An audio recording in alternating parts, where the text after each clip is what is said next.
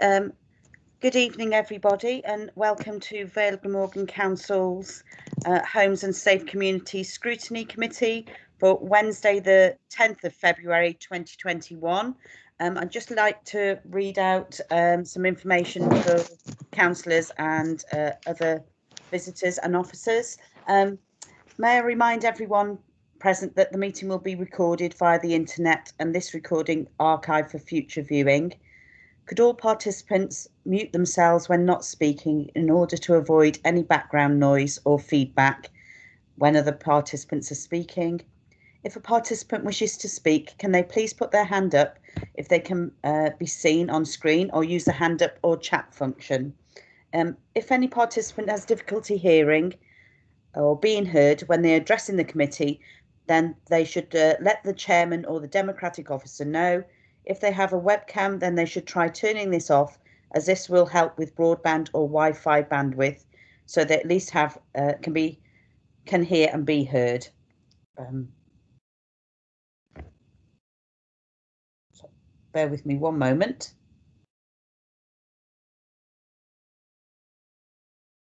Please ensure that all debate is raised verbally and not via the chat function. For the sake of the recording, the chat function may be used to highlight any technical issues and or to grab the attention of the chairman or the democratic officers services officer. Just to add that I'm joined by our scrutiny committee councillors, officers and other invited guests to assist with our discussions. I may introduce those later. Okay, thank you. If we can go to agenda item 1, apologies for absence. Do we have any apologies for absence, please? Yes, Chair, we do. We have apologies from Councillor Parker and from Mr. A. Raybould, Mrs. Gina Doyle, the tenant representatives. Okay, thank you. Agenda item 2, minutes of the meeting held on the 13th of January 2021. Are there any issues with the minutes of the meeting, or are we happy to take those as read? Yes, if you could indicate, yes, we're happy to take those as read. Thank you. Agenda item 3, receive any declarations of interest for tonight's meeting? Yes, I'd like to declare an interest in agenda item 5, being that I am a council tenant. Okay, can you just introduce yourself as well, please? Oh, sorry, Councillor Julie Aviat, Gibbonsdown. Thank you. No other declarations of interest? No, okay. So if we can move on to agenda item 4, which is the Homeless Phase 2 project updates for Court Road, Barry. And introducing this or presenting this, we have officers Pam Toms and Andrew Freegard who'll be presenting this. So if you'd like to go ahead, please. Okay, would you like me to share the screen with the presentation on? Yes. Oh, yes, please. Yeah, okay, let me see if I can do this.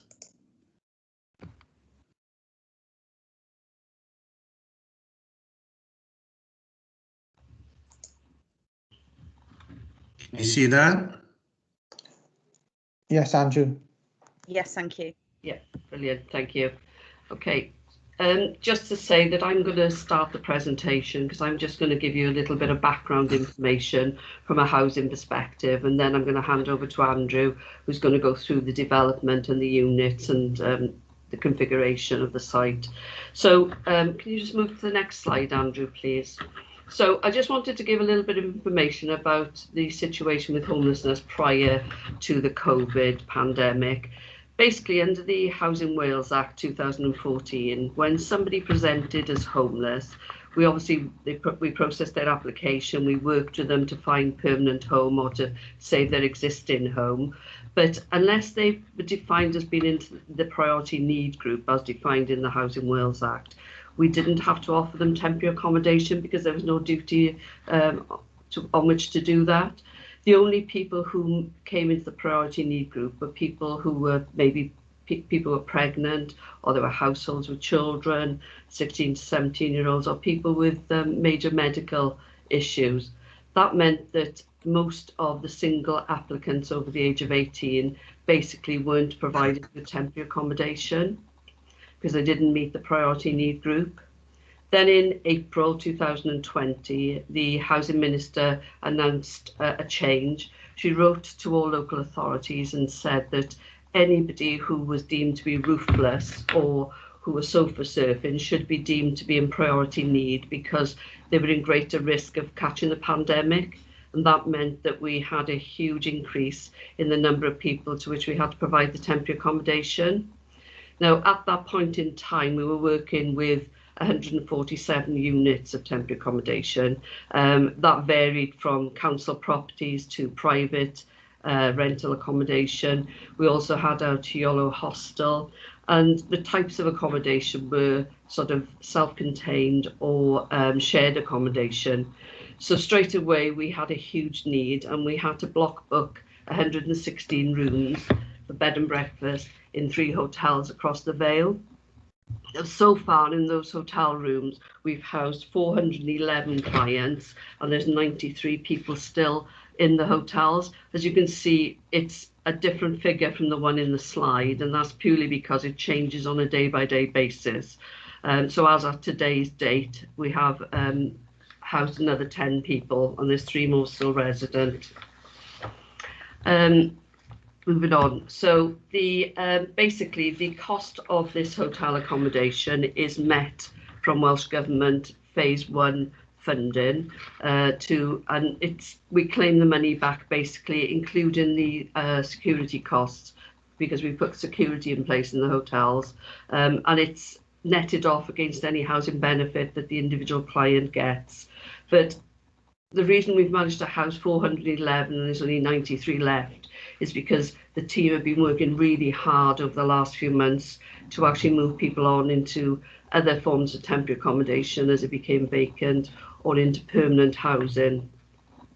Now, obviously, we've got to start to reduce our need on the hotels, because at any point the hotels could want their rooms back, and we'd have to find somewhere to place them.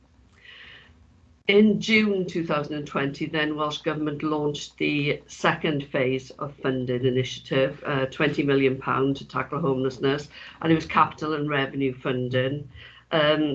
The capital funding was to basically upgrade any emergency accommodation that wasn't in particularly good condition, but also to develop additional units of temporary accommodation. And that's where the Vale then put the bid in for the 11 units of accommodation in the Court Road, on the Court Road depot. And Welsh Government basically were encouraging us to use modern methods of construction, off-site manufacturing techniques, so modular units which could go up a lot quicker than traditional build. The cost of these modular units are well over £900,000. Welsh Government allocated us capital of just £197,212. So the difference has to be made up from our housing business account. And in addition to that, we were also given just over £74,000 to fund 3 new posts, a housing solutions officer and 2 clerks of works. Now that's only up until the 31st of March when these units have to be completed, and it's basically to help bring the development forward and to move the people into them as well. Okay. So ongoing management and support. Once these units are completed on the 31st of March, we start to move people in until we can find them more permanent housing. We're going to furnish the units. They're going to have extensive housing management, so they'll have regular calls from the temporary accommodation officer. There'll also be CCTV on the site as well. And there'll be wraparound and tailored support from third sector organisations. So basically everybody placed there will have a support worker who will develop with them an individual support plan, just outlining all the support and assistance they need to help them to realise sustainable accommodation and also integrate into the community. So going forward then they'll be ready for move on into permanent housing. So I'll just hand over to Andrew now for the rest of the slides. Thank you, Pam. Obviously, I became involved as part of the project group in the late summer to see if we could deliver Welsh Government's ambition in relation to the Phase 2 funding and provide a bespoke, settled development to ease the burden on the temporary accommodation that was currently in use. Obviously, some legislative changes occurred during the early months of the pandemic, and I will talk about those now, which made it easier to procure temporary accommodation at pace, and circumvented some of the normal development processes that any standard council housing development would have to go through in terms of things like planning, sustainable urban drainage schemes, and procurement. So in the early part of 2020, planning policy was amended, and Part 12A of the Town and Country Planning General Permitted Development and Amendment Wales Order 2020. This allowed schemes for temporary accommodation to be processed quickly through a planning phase by use of what is permitted development, right? So individually, we have permitted development rights to, erect small extensions and structures in our own homes. So using this amended legislation, we could then put a programme together that would ensure delivery of these 11 units of accommodation by the 31st of March this year. Any permitted development right has a duration of 12 months. So during that period, the applicant can either make a full planning application then, or can then return the site or to its original conditions. During the period of the permitted development rights, which are in place now, up until the 31st of March 2022, we could obviously make a full planning application to permanise that development at Court Road, given the money that we've obviously invested into it. Also, procurement policy was changed to allow contracting authorities, such as the Vale of Glamorgan Council, to lawfully procure works without the need for competition or advertisement, because it was a response and an emergency under COVID-19. So generally, we've used Regulation 32(2)(c) of the Public Contract Regulations 2015 to direct award the contract to a preferred bidder. Now, we held dialogue with two potential contractors during the late summer, and we also undertook extensive value for money exercises to ensure that we were getting best value for the product that was to be provided. Now, having undertaken that set of due diligence, we reported to Cabinet, and on the 2nd of November 2020, Cabinet approved the award of a contract to Holbrook Homes, who are based in Bridgend, and they work in partnership with First Start Homes, who produce modular housing systems, and their factories in Pontyclun. So we have two relatively local contractors in collaboration working for the Vale of Glamorgan Council. So the contract was signed in early December, and we started on site on the 14th of December 2020. So we quickly completed the majority of the enabling works on site.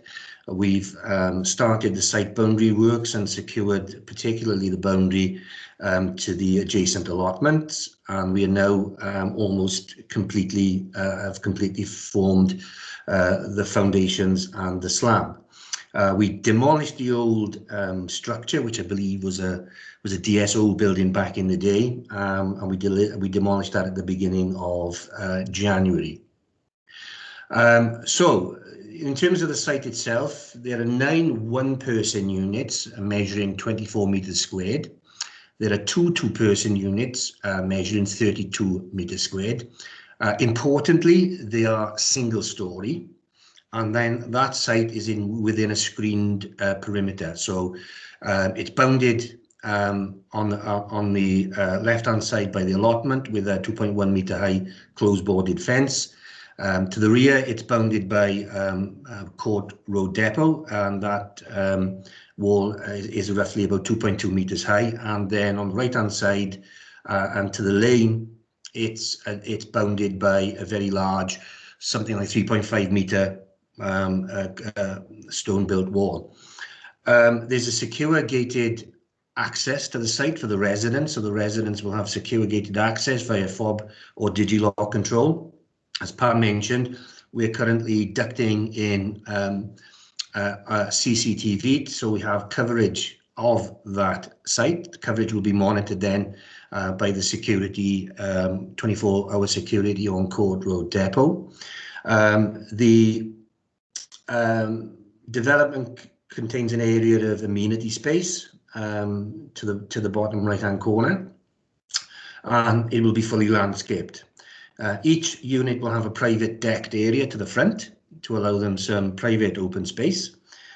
We also have an emergency vehicular access to the site through gates, should there be any on-site emergency while under management. We also have some off-road parking to the front, which doesn't quite show up well in this image, and that's for obviously any residents who may have a vehicle. So if we talk about the individual unit type, in for the purposes of this presentation, I've shown you the one bedroom, one person unit. There's a shared living, dining and kitchen space, accessed off by a single door, and which leads on to the private decking area. Importantly, these units all face the communal area within the development. So there are no windows looking to the rear, so over towards the residential street or over to the allotments. It'll have a kitchen with obviously space for a cooker, fridge, and an under-counter fridge and small freezer. Moving into the bedroom. The bedroom is a single bedroom, and that then has an ensuite shower room. Importantly, we've chosen to use modern methods of construction in this instance, and we're using structurally insulated panels, which are being produced by First Heart Homes in Pontyclun. And these are rigid, structurally secure panels that will form the inner skin of the units. Externally, they will be clad in an Ethernet board, which is a composite board, very much to mimic natural wood finishes. We have energy efficient electric heating and hot water systems installed in these units. And the idea is that these will achieve an EPCA rating, so they will be very energy efficient, and they will be operated at a low cost for the tenants, who obviously in many instances themselves have issues with financial exclusion or have suffered fuel poverty in the past. These are just some images of how we progress. You can see in the top left-hand corner, these are how the slabs are formed. And to date, these photos were taken some 3 weeks ago. We've already formed the whole of the foundations for the units themselves. You can see the insulated panels which have been delivered to the site and have been started to be erected.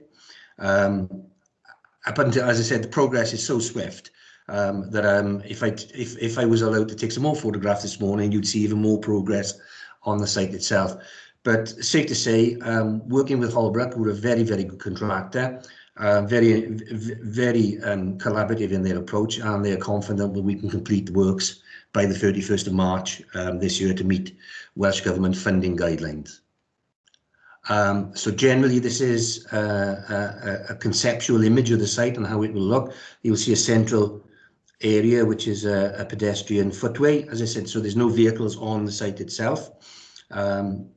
You can see areas where this is the communal amenity space at the bottom right hand of the site, with sympathetic tree planting, and importantly then you can see the decking areas. We've omitted, just for purposes of cost, patio doors as well. So we've gone with a single entrance to the front, and you can see the cladding options then on the front of the units themselves. And that's the end of my presentation. And do you have any questions? Thank you very much, Pam and Andrew. Do we have any questions? I have got somebody who's got their hand up. Sally Hanks, Councillor Sally Hanks, if you'd like to ask your question. Thank you, Chair. An exciting project. Thank you for the presentation. I just wondered what the lifespan of these were, please. These units are demountable, and theoretically, if we chose or had to move the units, we could move them to an alternative site. But the lifespan of the units themselves is 60 years plus, and they're accredited by BOPAS, which is the Off-Site Manufacturing and Modular, industry standard accreditation and certification for these. So these have considerable lifespan. Thank you very much. Thank you. So there's quite a few people who want to speak, so I'll take them in the order that I actually saw your hands. So Councillor Julie Aviat, if you'd like to ask the next question. Regards rents and council tax. If any, I presume they'll be, if most people will be on universal credit, but if anybody's working, will have to pay their rent and council tax. And how do they pay their internet and their gas and electric and water, please?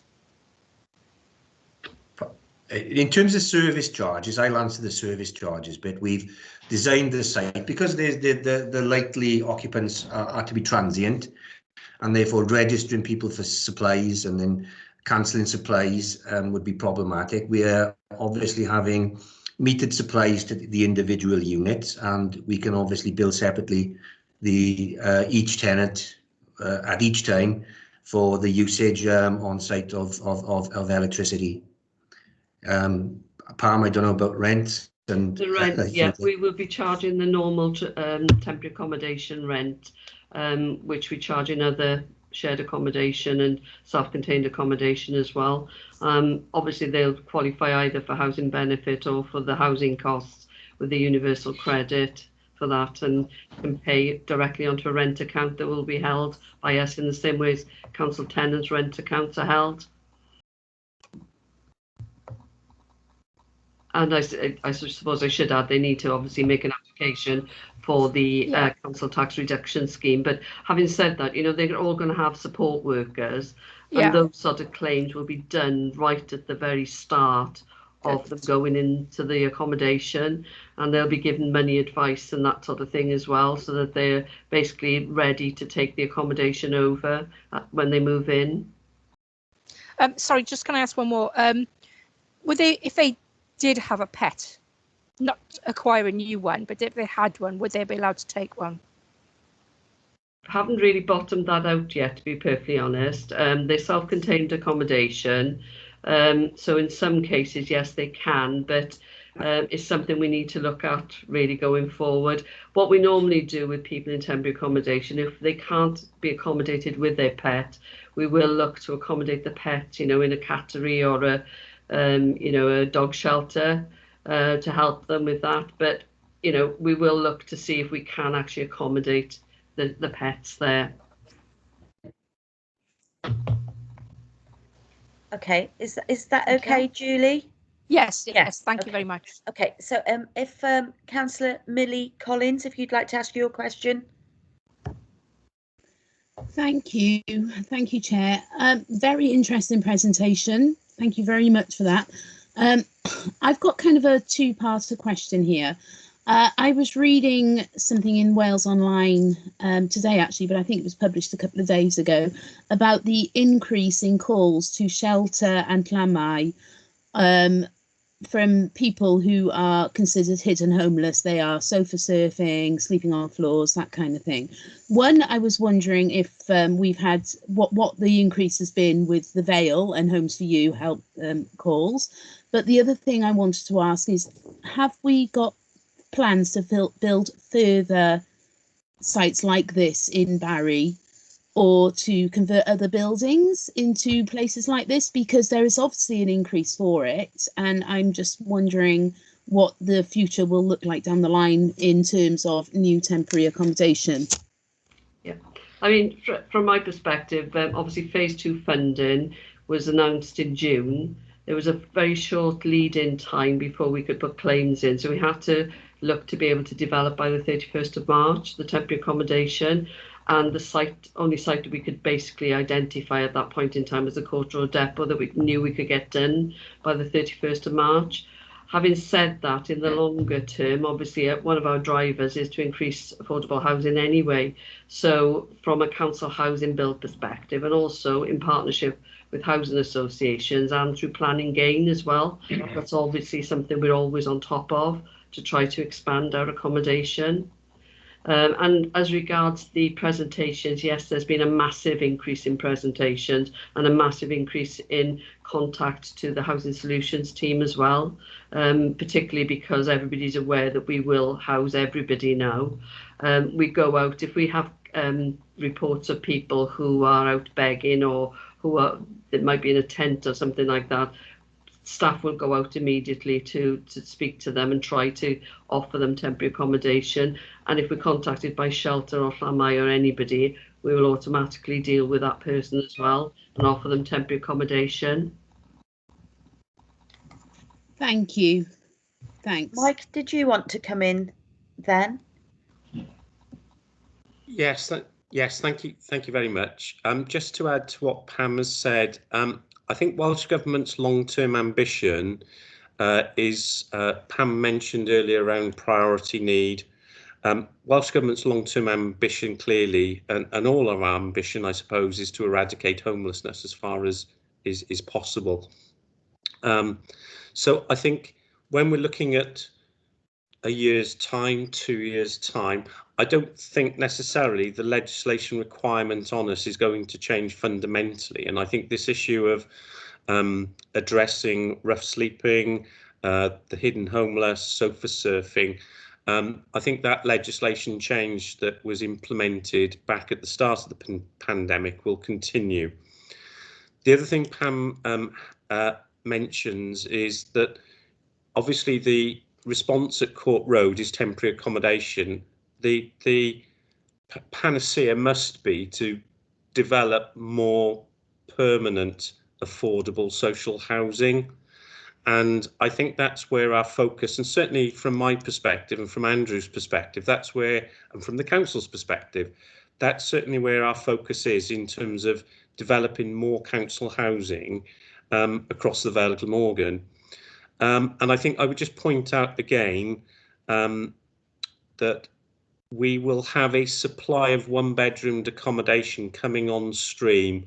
We've had some already this year, which will help us, but it will also help us longer term as well, because there are other developments, significant developments with smaller units of accommodation, that we try and bridge that gap between supply and demand. We know that the vast majority of the council housing and social housing that we have is family orientated. What we're having to catch up with is building smaller units of accommodation, and that has taken us a little bit of time through the planning system.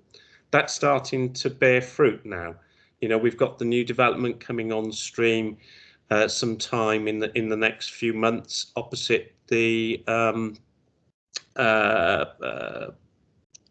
Barry Docks building, the oh dear me, Subway Road. That will be coming on stream shortly, which has will help us significantly in terms of providing long-term, affordable, sustainable and suitable accommodation. And I go back to the point that Pam has made. Accommodation is only one part of the response. The other part is we need to recognise that there are significant numbers of people that we're dealing with that we want to work with to get into education. Some of the needs, so some of our other strategic priorities as a council, we want to work on at the same time. Employment opportunities, you know, can we get people into training and employment? So there are other temporary accommodation opportunities we could look at. One of the things Andrew will look at is looking at this method of development, we've got a number of garage sites, for example, which would lend themselves to modular construction, relatively small sites. Yes. So Mike? there will be further sites. Thank you, Mike. I've got another couple of councillors who want to ask questions as well. So I'm sure they might be asking questions that you're sort of answering at the moment. So if I can ask Councillor Bronwyn Brooks if she'd like to ask her question next, if that's okay. Thank you, Chair. Just a couple of quick questions around, one, it's around the comms that we're going to do around this, because obviously, unfortunately, we are in that sort of day and age where there's lots of rumour, particularly around social media, about who we're going to be housing there. So it's just, has there been a thought around the comms around this? A little bit like we did with the hostel, and I mean the hostel has ended up, I think, as a great example of that integrated into the community, whereas years ago, as we all know, that there was a bit of a, there used to be a bit of a divide there. So I just want to make sure that we end up with these accommodation units exactly that sort of same integrated in with the community. So it's just, is there going to be a little bit of work done around that? And then also is around how are you going to manage the allocations policy? Because you've got the hostel, you've got this accommodation, and will you still be keeping the bed and breakfast for the time being? It's just how are you going to juggle that around? So those are my questions. If I start, yes, I mean, you're actually right, Councillor Brooks. The integration of any scheme, whether it's a temporary accommodation, whether it's permanent housing, is key really to its success. And Andrew and I and Pam have already discussed how we're going to be looking to do that. There has been some initial communication with residents in the adjacent street, because, as you say, as soon as there was an indication that we were looking at this opportunity, a number of residents had contacted, I think, their local ward members and the council in relation to perhaps some of their concerns. And we have been and spoken to a number of residents. We will work with our third sector partner as well, who will be providing the support and some of the reassurance. And the discussion, social distancing allowed, what we'd like to do before residents actually are allocated properties on the site is to have an opportunity for some of the residents in the nearby streets to perhaps go and have a look at the accommodation, and we can have an informal conversation then around our lettings policies and our management, because I think that's what people will be perhaps concerned about. I don't really want to, it's a balance, isn't it? Because you don't really want to class everyone, I suppose, as being a problem tenant, because the vast majority of our tenants are not. But we have put measures, let's be frank, we have put measures in place to sort of talk to that audience, some of the measures, the security measures we've talked about, and some of the management. And for me, it's critical that this succeeds. If it doesn't succeed, it'll set us back. So we will be working really hard on that comms with social media. We've done a little bit of social media, I think, already. But I think now it's in the public domain, then we can ratchet that up over the coming weeks. Can I just add to that as well, that the people with the more complex needs are not going to be housed in this accommodation, because one of the other things that we're developing is a complex needs supported accommodation scheme, and they are the people with the highest support needs, and that'll be 24/7 support, because they're going to need a lot of life skills support to be able to move on. So they won't be the most complex clients placed in these units.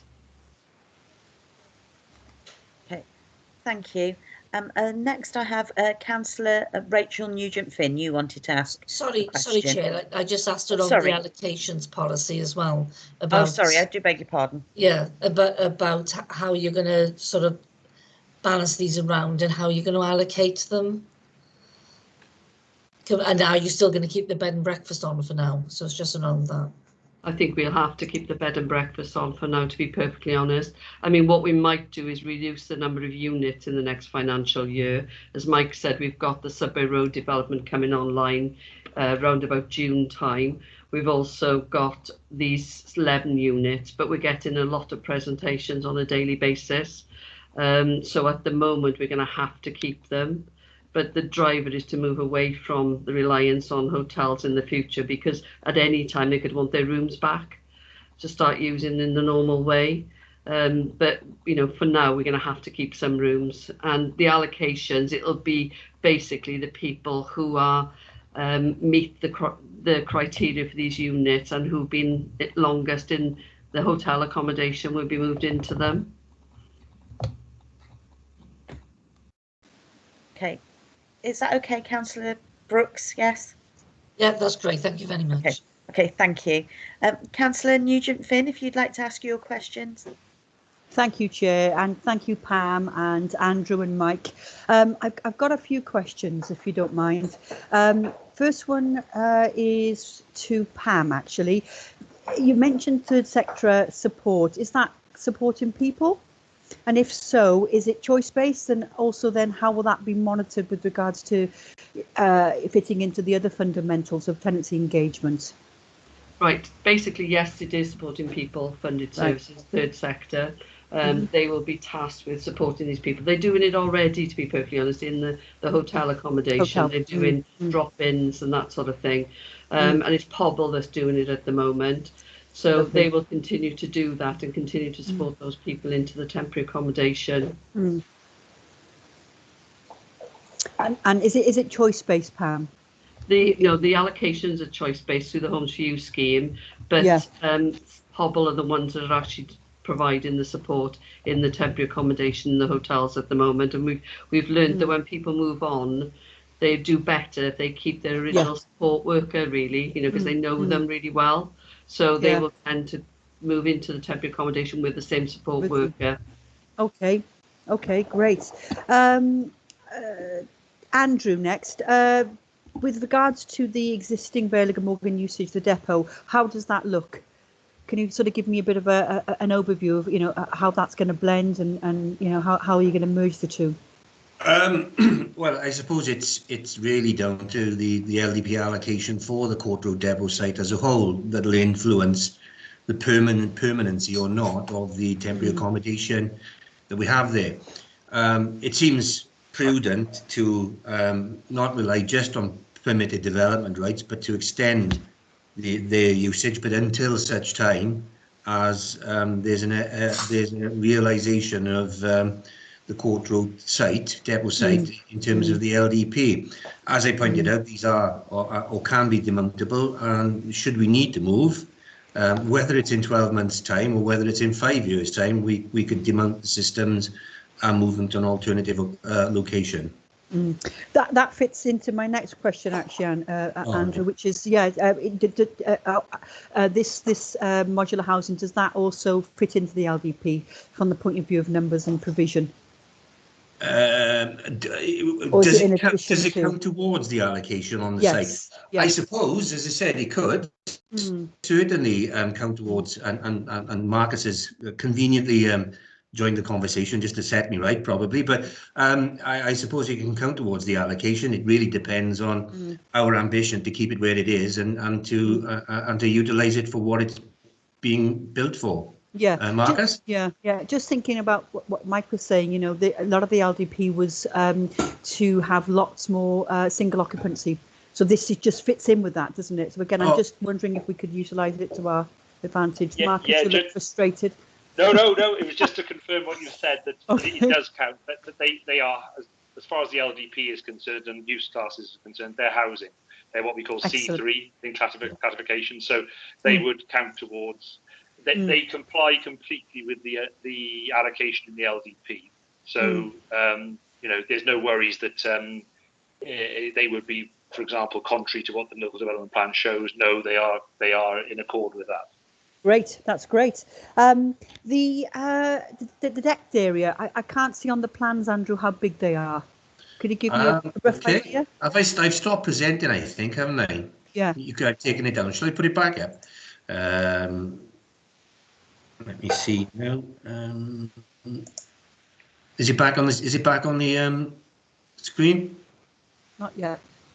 No. Yeah. Yes, it is now, Andrew. Oh, it is it? Okay. Indicatively, it's just I'd say that's probably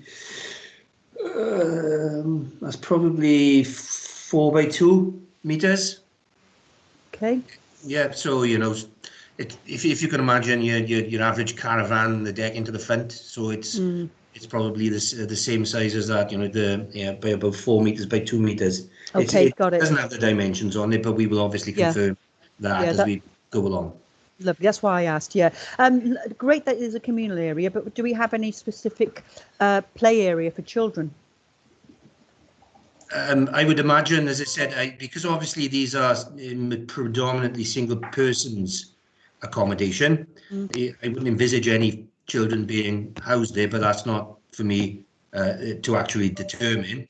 I suppose if there was a visit to the site by a resident, if someone had access, no, there's no definitive play provision as you would understand it, but there is plenty of amenity space to for the child to be occupied in.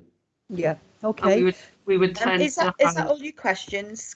I got one more, Chair. Finn? I've got one more, Chair, if that's okay. If you'd just like to ask your last question then, please. Yeah, there's a similar, well, it's exactly the same modular setup in Cardiff Council, but it's very specialised. So it's providing short-term accommodation for substance misuse clients. Again, would the Vale be looking to sort of duplicate something like that on the back of the success of Cardiff, or certainly on the back of the success of what's presented this evening? I think if I could just quickly answer that, Cardiff obviously have looked at containers, and they've got a container development through an RSL partner.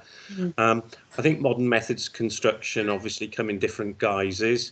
We're all learning clearly, and also the supply chain is having to learn, and manufacturing will develop.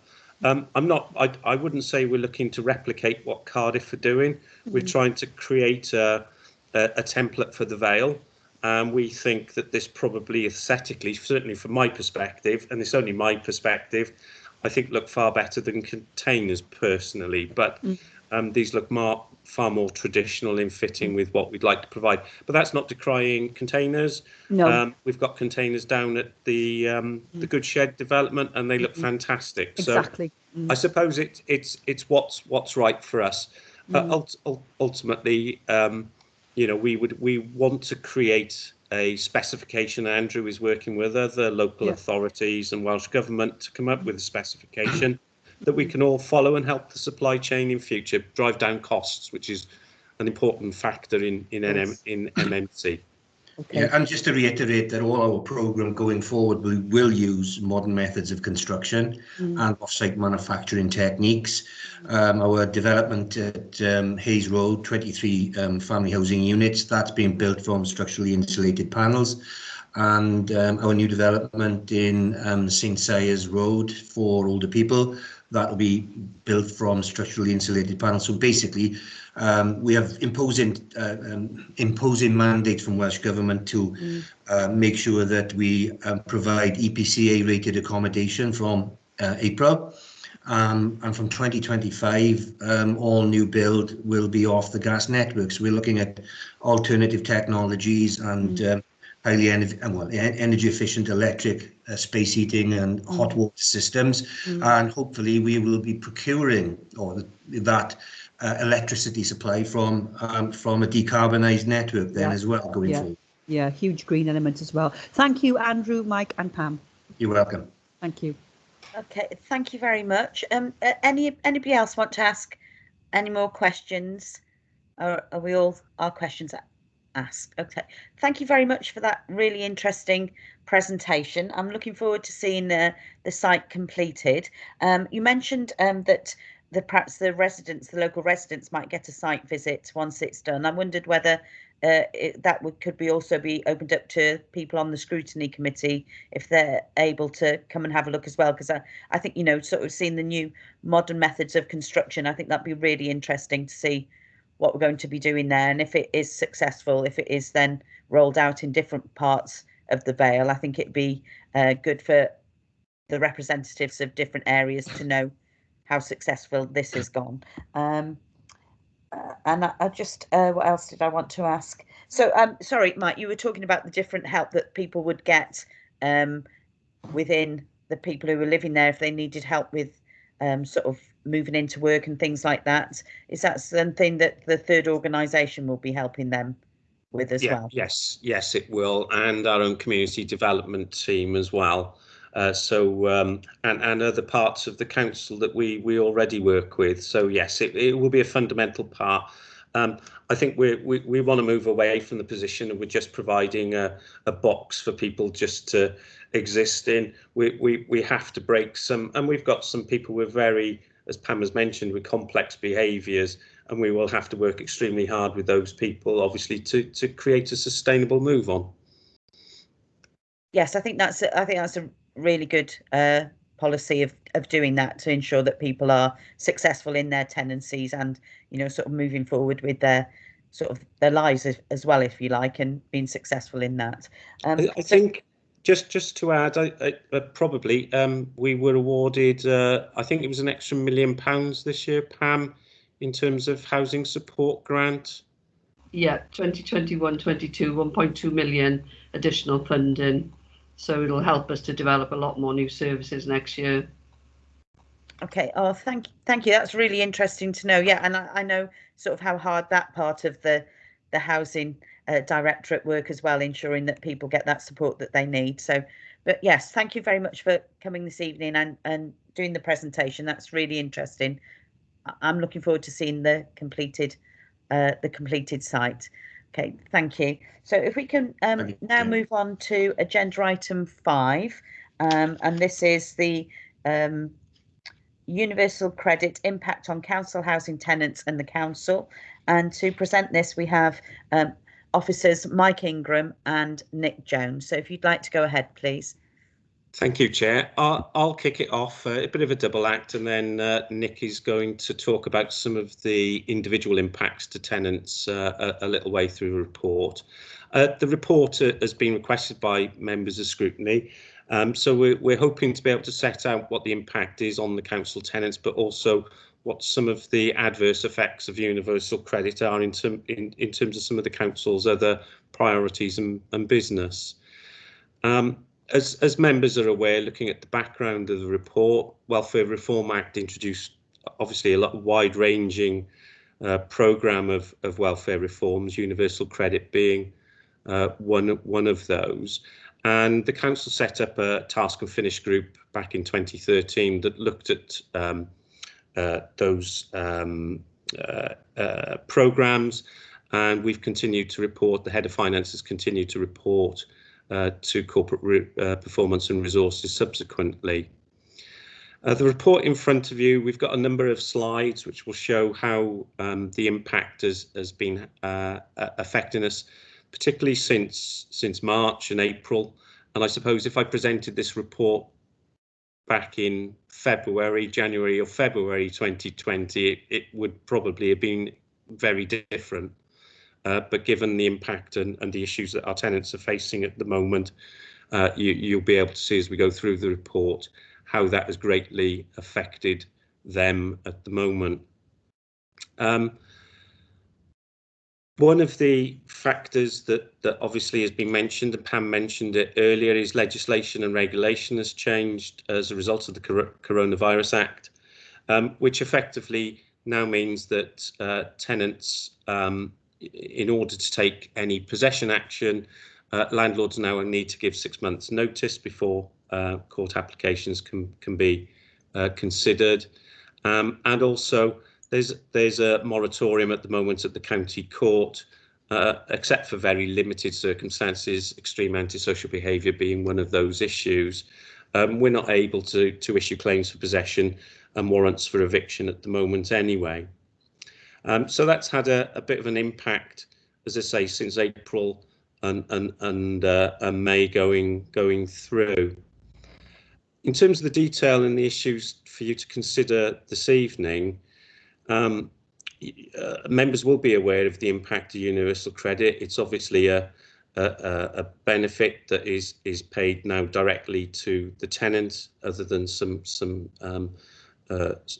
exceptional circumstances, and is also paid in arrears rather than in advance. And that's had an issue and was having an issue before the pandemic hit, but has obviously been exacerbated as more and more people have moved on to universal credit. And as we'll show you in terms of the figures, those numbers have increased quite substantially over the last 8 or 9 months. So at the moment we have 862 tenants in receipt of universal credit.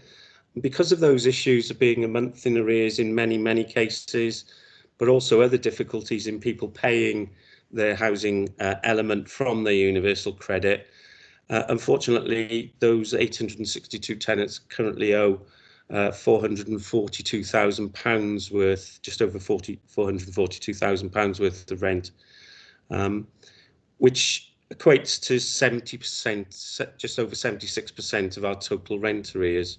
And as you can see, the average rent arrears is £513 if you are on universal credit, compared to £150 for those tenants who are still in receipt of housing benefit. We always knew that was going to be the position. That was the experience of the pilot authorities that rolled out universal credit.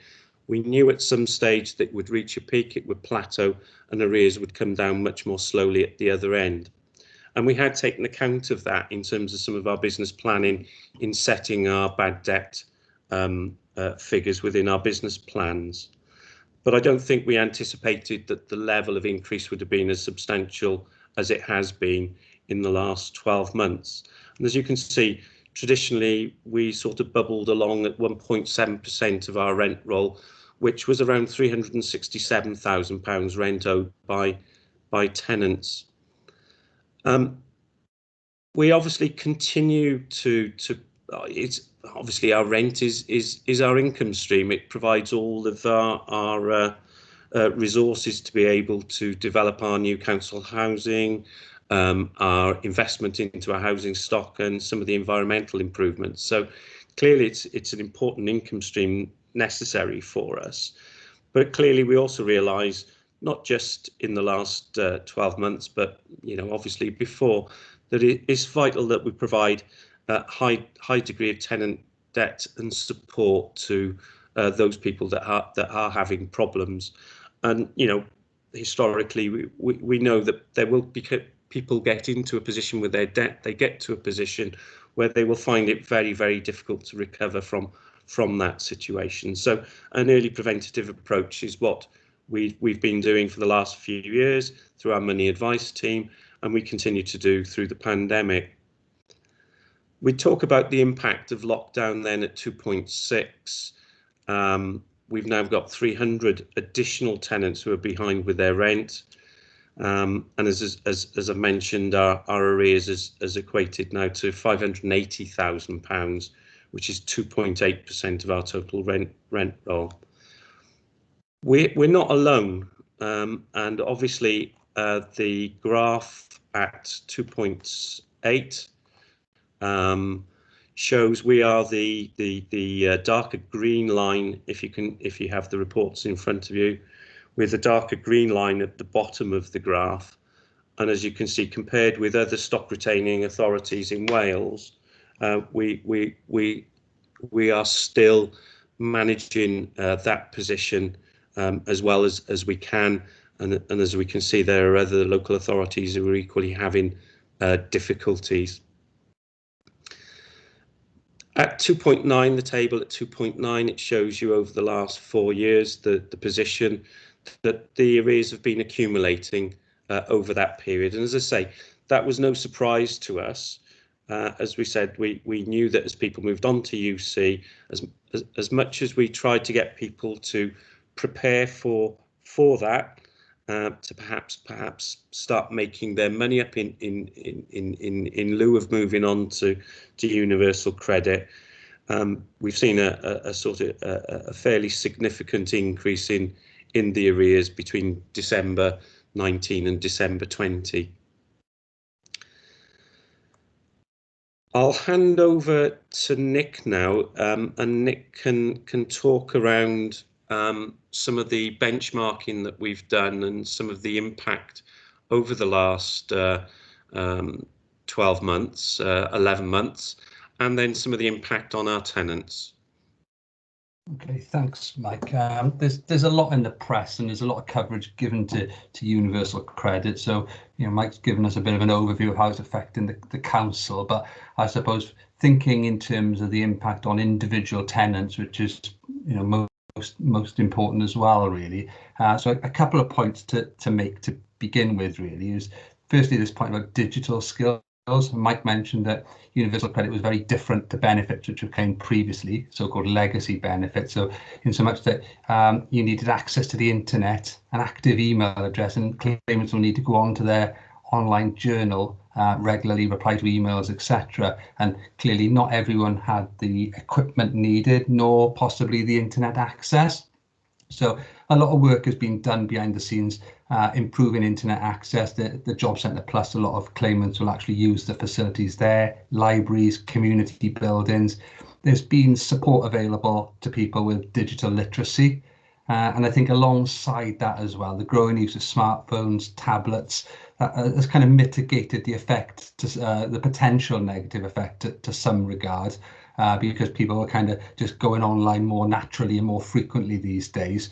So the impact that hasn't been as significant as we might have feared at the beginning, but it's definitely been an issue for some people, especially during lockdown, I guess, when people have found it very difficult to go outside and use community facilities, etc. So, it's forced people to go online.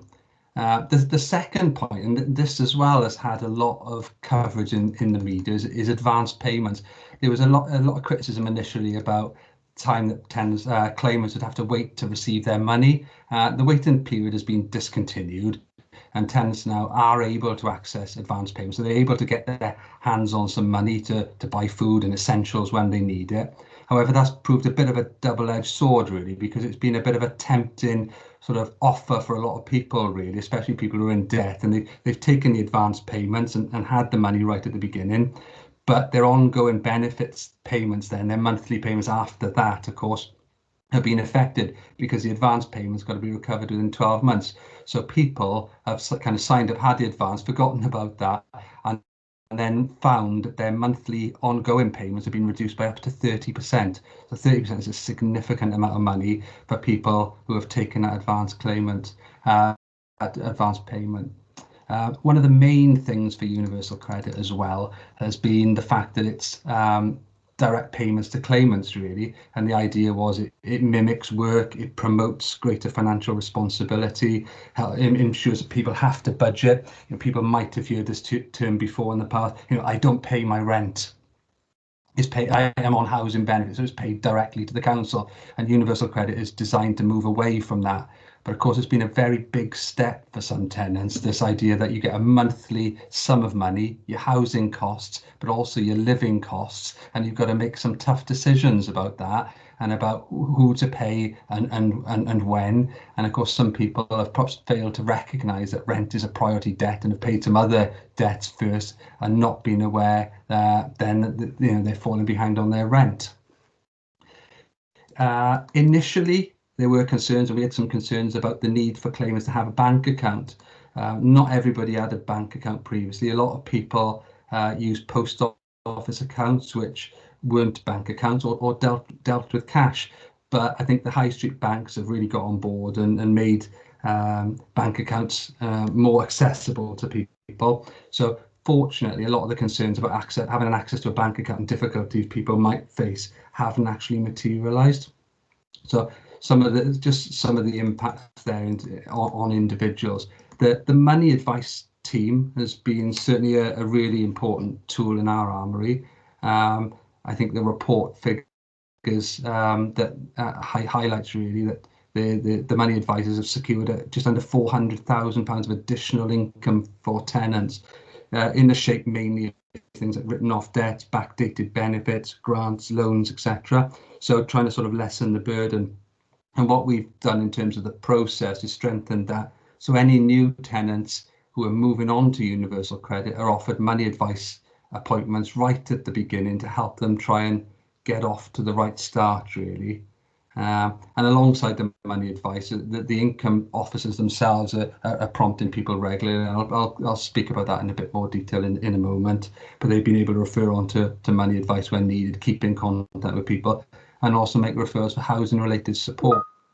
We heard in the last report really the importance of housing-related support for vulnerable people, and again for our tenants in a difficult situation who find it very difficult to manage financially. Housing-related support has been very, very useful. Returning a second then to the impact on the council. Mike mentioned the significant impacts already on our income stream, our ability to deliver services, and we've done a fair bit of analysis really in trying to unpick the emerging themes and the trends, and to look at the data to try and understand what is happening, and look specifically as well at pre and post COVID, to try and get a feel for, well, who's in arrears now, were they in arrears in the past, what could this have been prevented, etc. And some interesting stuff coming out of the data. Just a couple of sort of highlights. I'm not going to go through the whole sort of data analysis really, but people whose employment has been affected by COVID have been a significant theme in people in arrears. There's been a 24% increase in UC claims.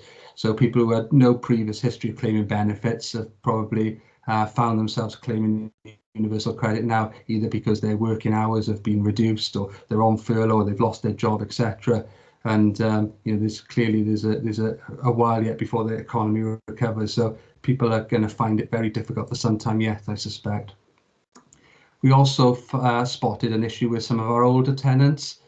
People may have been shielding, unable to get out.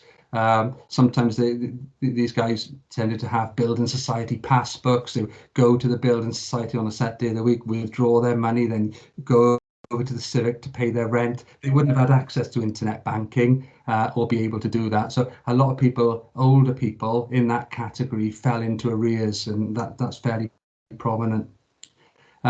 There was people as well not seemingly affected by COVID. Of course, we don't know everyone's ins and outs, but on the face of it, maybe they weren't working before and they're not working now. I'm sure everybody's been affected in some way, shape or form by COVID, but certainly in terms of their employment status, not affected, but had still fallen behind with their rent, which was an interesting one. And lastly, I suppose a smaller number than I anticipated, but Mike mentioned the fact that the courts are closed, the notice period has been extended to 6 months now, but a small number of tenants who have really sort of not engaged with the council at all, and not made hardly any effort to pay the rent, and their arrears have accumulated quite significantly. It was very rare prior to universal credit and COVID for anyone's arrears to be sort of over £2,500, whereas we're seeing people now with considerably higher arrears, £4,500 arrears. And a cynic might say, well, people will know that they can't be evicted, so we'll make tough choices about paying their rent and postpone that and pay some other debts because they're not at risk of losing their home anymore. But as I say, it is a small hardcore of tenants, but together quite a significant amount of arrears. Thinking as well about the impact of the council, I shouldn't really forget the impact on staff who work in the income team. There's been a lot of pressure on the team. They've been very proud of the fact that they've kept arrears very low historically, and one of the best social landlords in Wales. So it's been tricky for them to look at the arrears gauge sort of creeping up each week, and that's been a little bit demoralising. But I think some of the figures, some of the information in the report which show that although our arrears have increased, they're not to the same extent, or they haven't risen as high as some other organisations, has been a little bit reassuring, in so much that this is a theme that is affecting everybody, not just something that we're doing wrong. So the team have been really busy, trying to sort of keep in contact with people. They're not been invoking the formal stages of the arrears procedure, but have been really emphasising the importance of ringing people up, emailing people, texting people, keeping in touch with people to provide advice, make referrals to money advice, etc. On average, I think we're contacting about 700 tenants every week, So it's just to sort of lay this message that, you know, the arrears aren't going away. It's important to pay your rent, and it's important not to bury your head in the sand. Keep in contact with us, get the advice that you need, and you can minimise that so you're in a stronger position, really. What we've also done is maximise the use of APAs. These are managed payments where a tenant falls behind on their rent or has got some vulnerabilities. We can request to the DWP to have their housing cost element paid to us directly. So a lot of our tenants are vulnerable and have got some issues with debt in the past. So in those circumstances, we apply to the DWP for direct payments to take a little bit of the pressure off the tenants, really. So at the moment, we've got about 20% of the tenants, I think, on with managed payments in place so that we get the money directly, albeit monthly in arrears. So in summary, a lot of detail in the report. I guess universal credit rollout has proved very challenging, significant impacts on the tenants in a number of ways, but also on the council in terms of the staff, the arrears, etc. We're working hard to mitigate the impacts.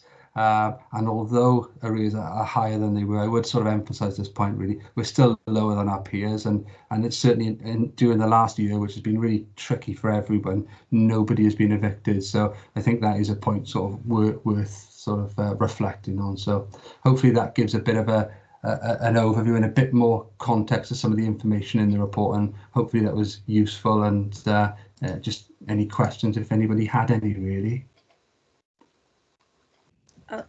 Thank you very much, Mike and Nick. First person I can see is Councillor Sally Hanks, if you'd like to ask your question. Thank you, Chair. It was just two questions and a statement, really. With the impact on tenants, I wondered if there was any grants or funding available for people on universal credit to get to a tablet. You know, we see a lot in the media about getting tablets for school children, and there are, I don't know what sort of percentage would be without tablets. The libraries and job centres are possibly shut now, and I just wondered if there's anything that would be available to help them.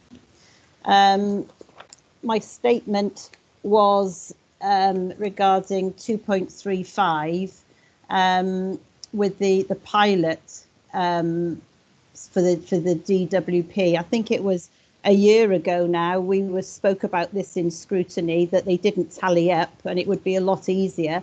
This has taken such a long time that it's made hard work for everybody that it doesn't link in. And the second question was, would housing support team be able to cope with the workload going forward? You know, you've covered such a huge amount of work that I think we are conscious of all the work they've done. Thank you, Chair. Okay, shall I kick off maybe with and then Mike can sort of chip in, or Pam as need be. The money advice team have got access to a whole range of grants and funds, and they've got books that they refer to. So based on somebody's background, if they were a former military person or a miner, they're really adept at tapping into any funding that is available. So they will tend to do that on a case-by-case basis on the individual. Discretionary housing payments are a biggie that can help people significantly, but there's all sorts of strange and wonderful funders as well that they can tap into. In response to for tablets specifically, I'm not aware of anything. However, what I would draw your attention to is our community investment team are really proactive at the moment in expanding digital inclusion, addressing issues, and trying to get devices and support and help for people to get online. Because clearly it's been brought to the forefront during the pandemic, not just for school kids who are now having to learn at home, but for everybody else as well, really, and probably people who wouldn't have dreamt of picking up a tablet or using a computer before are kind of being forced into it, really. So there are a lot of work going on, and trying to sort of identify funding and support for training, etc., and various interventions to get people online using tablets, etc. So a lot of that going on. The pilot study, I was just scrolling through the report to try and find the bit of what number section did you say it was again? 2.35. Plans to change the way the managed payments are made, so monthly payments are sent to the landlord at the same time as the tenants receive their money. Yeah, that has started now for new claimants. So legacy claimants haven't changed. We still get those on a larger schedule every month, but we get in weekly schedules now for a smaller number of people, which coincide with their payment dates. So it's good in so much that we get the money at the same time as the tenant, but it just makes our analysis of the arrears data quite tricky, because when we were seeing it before with the 1 monthly payment, we could kind of make allowances for that and factor that in when we were looking at the arrears trend, because over a 4-week period it would kind of increase and then it would sharply reduce and then it would increase again. So it makes some things a bit more difficult, but it is a good thing so much that we're getting the money at the same time as the tenant, and as more and more people go on to that system, then that will sort of help us. Good, thank you.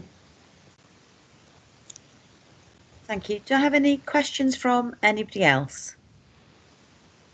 No? Okay. I had a couple of questions. I suppose my first one would be, with the arrears where they are, what's the impact of that on the ability of the council to plan new builds and things like that of homes? If anyone can answer that question for me. And I have one round direct payments as well, and whether the people who aren't engaging, who are not paying, who have significant amount of arrears, whether you're able to access the direct payment to the council for that. Yeah, and that's for now. That's fine, thanks. I'll pick up the first point. The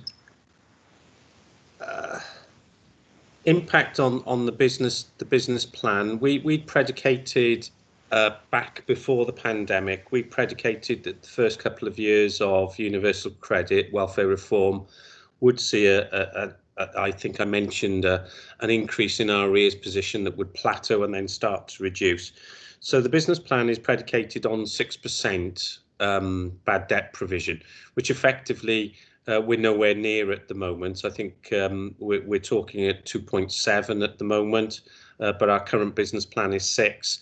Next year is also 6, and then tapering and reducing then in the next 2 years, because obviously we would hope we would start to get into a position where we're able to eat into some of that arrears position. So in terms of the council's priorities, at this stage, it has no significant impact in terms of new build, WHQS, Welsh Housing Quality Standard, investment in properties, investment in estates, adaptations, all the sort of priority work that we do. So at this point, it doesn't have any. Clearly, our improvement programme is based on significant borrowing, and clearly the revenue stream that we get from our income pays off our borrowings. So what we would have would be considerable stress on our business plan if the position in terms of bad debt didn't start to improve. But as things stand, there is enough tolerance within the business plan to make sure that we deliver all of the council's priorities that we now have. And I think in terms of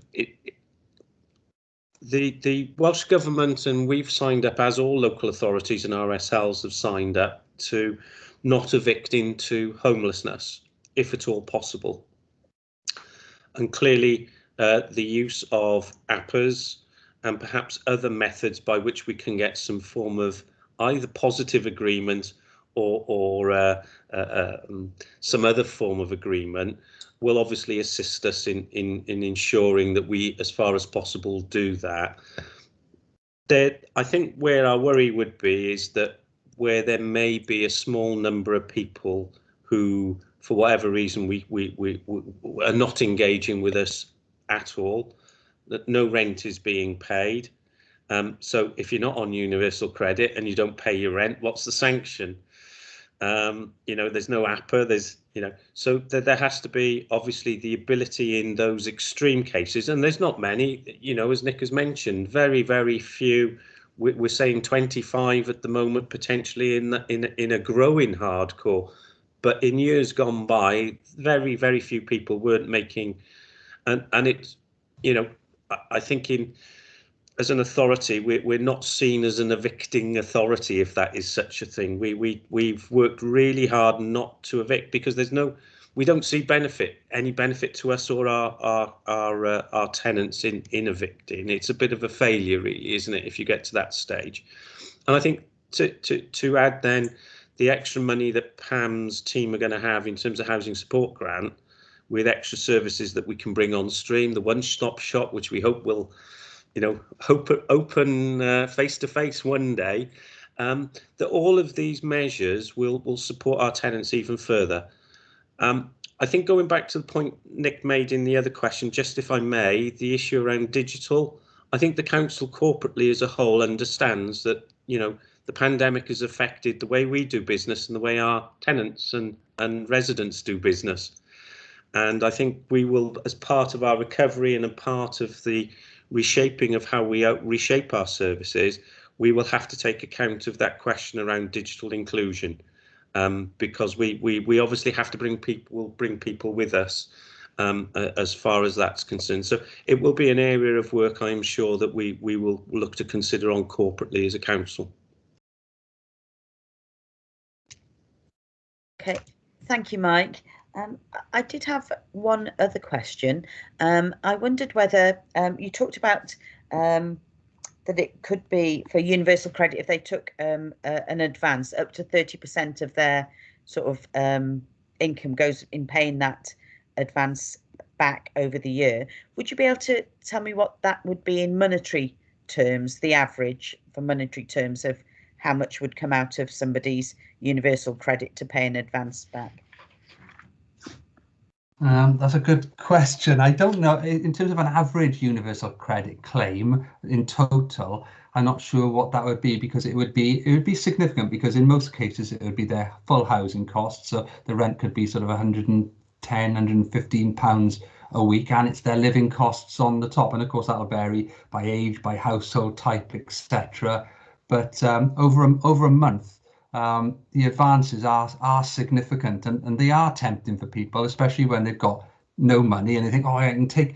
And I think what's happened at the job centre is that they have to offer it to everybody now.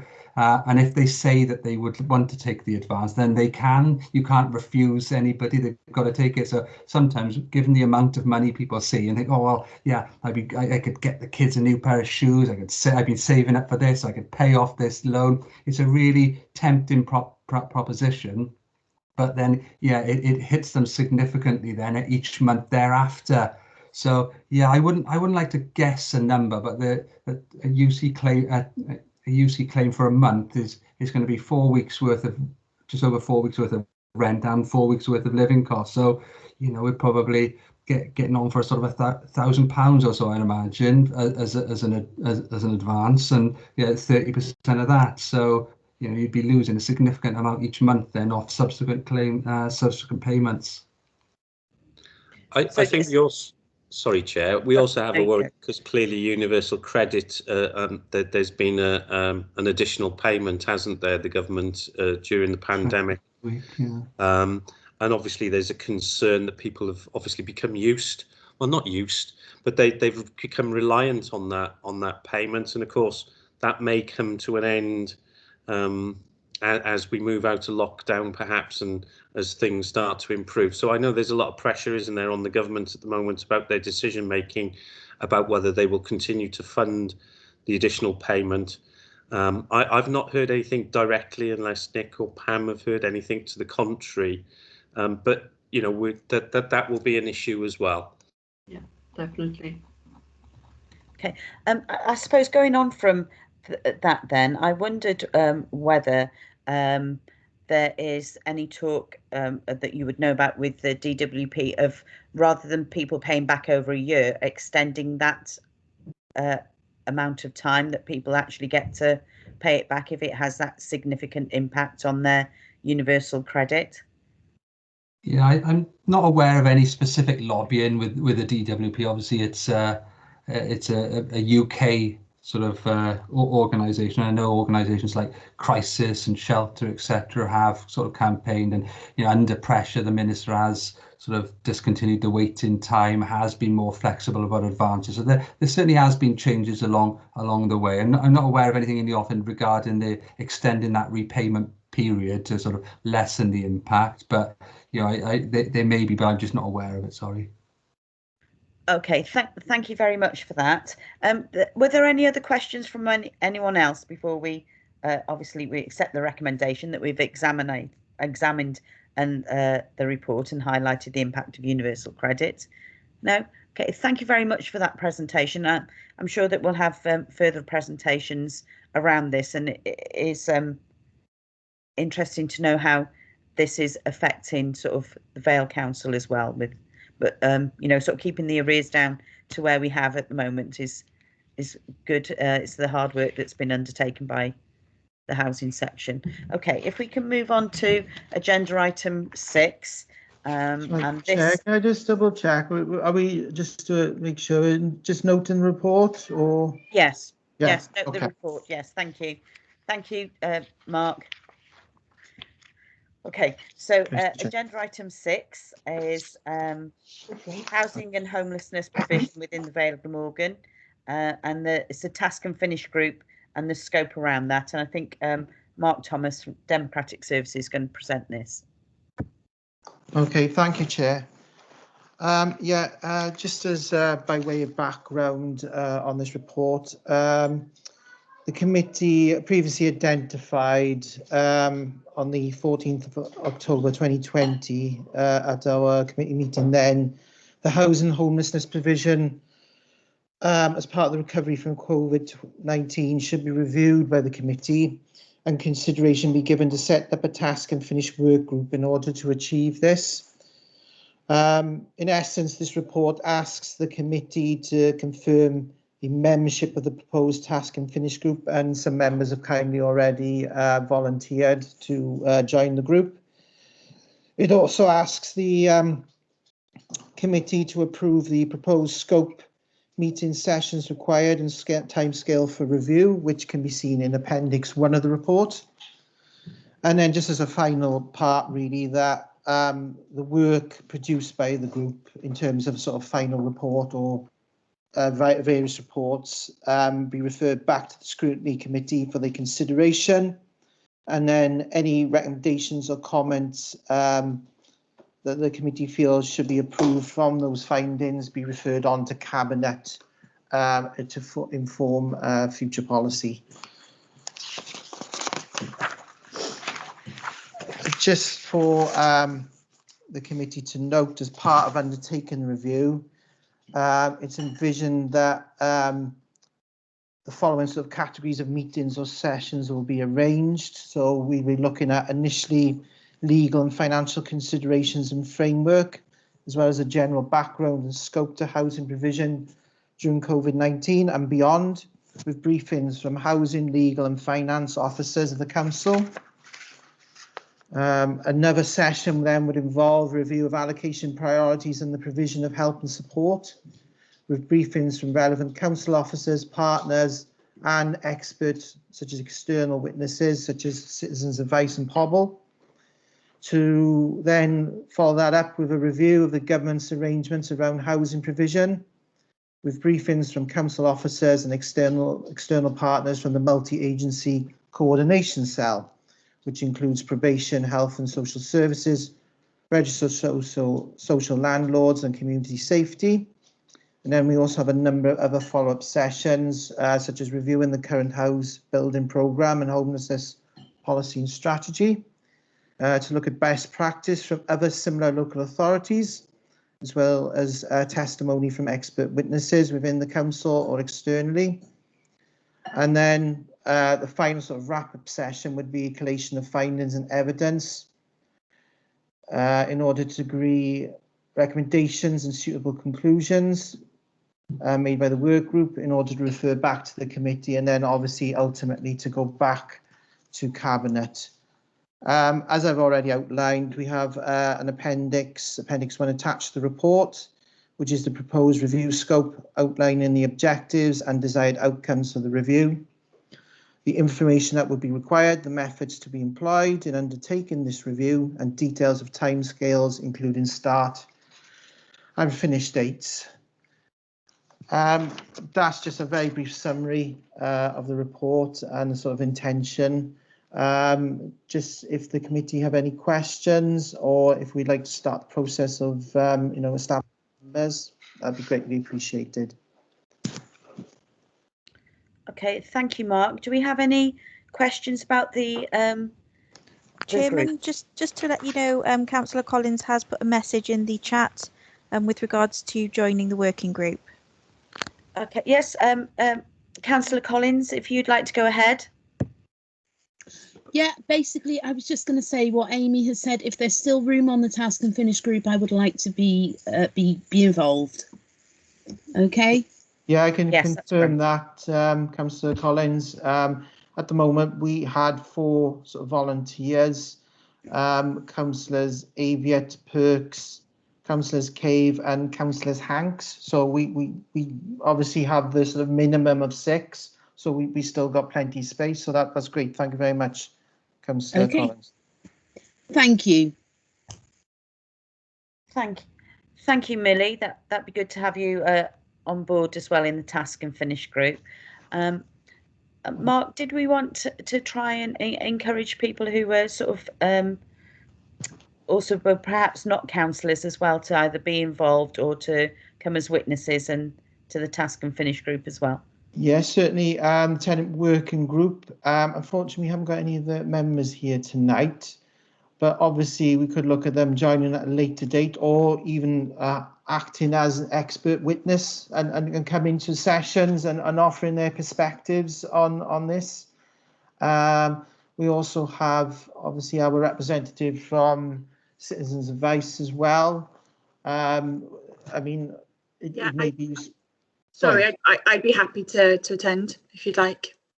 Okay, that'd be excellent. I mean, obviously from yourself, Bethan, you know, as a member of the group or as a wet expert witness, you'd have a lot of, you know, good perspectives to bring to the group. Yeah, no, absolutely, please. Yeah, that'd be great. Great. Okay. I don't know, Chair, if you would want to look at perhaps at least one more member, if anyone else would be interested in joining the group. If there isn't anyone here this evening, perhaps we could circulate it again, and if the committee's happy, if somebody else puts themselves forward, that we can have another member on the group. If it isn't perhaps in this in this particular scrutiny committee, that we do accept other members who might want to put themselves forward as well. Okay, what I would say, Chair, what we can do is obviously we can get confirmation of additional representatives for the task group, and then we can advise the committee at a later date those names, obviously in order to get the ball rolling, to get group moving. So if members would like to have a think about it and put their names forward, that would be greatly appreciated. I don't know if members had any questions around the sort of time scales or the length of time sessions. In terms of length of time sessions, I would like to say that obviously that they're just a suggestion, but obviously if members wanted to, sort of break up the amount of time involved, we could sort of split some of these areas into some sort of groups and lessen the time that members would need to attend. I mean, looking at the sessions, we're probably looking at a couple of hours each time, but obviously if members' time is limited, we could break those down further in order to accommodate that. And at the moment, we've got a sort of ballpark end date for this in March 2022. So we do have some time to sort of look at this in depth. If obviously members are a bit concerned about times, we can sort of split this all up into manageable chunks. Yes, I think sort of once the task and finish group is together, then sort of we've got the actual basis of the scoping exercise. Perhaps we can decide then on from one meeting, looking ahead to see whether we want it to split something into 2 meetings or and things like that, if that's more suits people better. So are there no other questions? I can't see anybody with their hands raised or anything for people saying that they want to ask a question. Is committee happy to accept the 3 recommendations that we had for this task and finish group? If committee are happy with that, raise your hands or let me know in the chat box. Okay, yes, so yep, we're happy to accept the recommendations for this task and finish group, and then obviously there's a proviso then for letting members know again, or perhaps the tenancy group as well, if they want to come on board. Okay. Sorry, Chair, just what I suggest is put an additional recommendation, that's all, that we will, obviously memberships will be confirmed as soon as possible, and then we'll just advise those names to the committee at a later date, just obviously to avoid having to resubmit the report or provide an additional report, just to sort of minimise the time. Yes. So yeah, okay, thanks, Chair. Yeah, that's great. Thank you very much. Thank you, everybody. I think that's all the, I don't have any additional reports to bring. I haven't got agenda item 7. I haven't got any urgent items to bring in part 1 or anything under part 2. And I believe the date of the next meeting will be, and Mark, if you can just remind us the date of the next meeting, because I believe we've actually changed that meeting. It's the 15th of March. Yeah, that's correct, Chair. It's Monday, the 15th of March at 6 p.m. Just to explain to the committee the reason why, that's because the original date, the 10th, we've had to move due to meeting a full council. So the next most sort of convenient time, unfortunately, was the 15th. So that's Monday the 15th, but the usual slot of 6 p.m. Okay, thank you very much. Thank you everybody for attending. Thank you for the presentations and the reports. And we'll see you on the 15th of March. Thank you. Good night. Chair, can I sort of grab you before you go off? Is that okay? Thank you. Good night, all. Bye, everyone. Have a good evening. I'm off to cook for dinner now. Okay, bye. Bye. Night, everyone.